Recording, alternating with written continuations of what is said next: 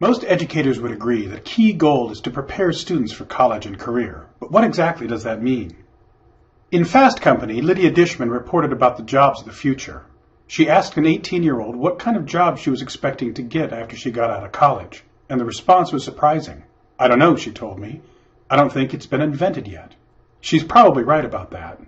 The fastest growing jobs are in user experience design, iOS and Android development, and business intelligence, some of which didn't even exist in 2007. So how can we prepare students for jobs that don't even exist yet? Well, every job is going to have problems. That's one constant. And every job is going to have people. That's another constant. Students who are able to work with problems and with people are going to be able to succeed in the workplace. Let's start by looking at problems. Well, we have to start with critical thinking. Critical thinking is focused, linear, intentional, logical, and systematic. But critical thinking on its own won't solve most problems. We also need creative thinking. Creative thinking is sort of the opposite. It's divergent, nonlinear, intuitive, emotional, and organic.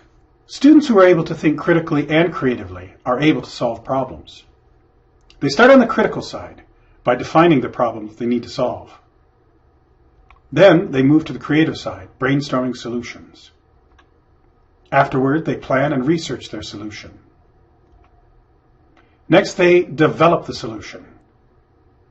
Then they evaluate the solution, and finally improve upon it. I like to think of critical thinking and creative thinking as two pistons that drive the engine of problem solving. Students who are able to do both kinds of thinking back and forth are able to solve all kinds of problems. So we've seen how we can get them to solve problems. How can we teach them to work with other people? That's where communication comes in. Communication involves listening and speaking, reading and writing. But communicating isn't enough on its own.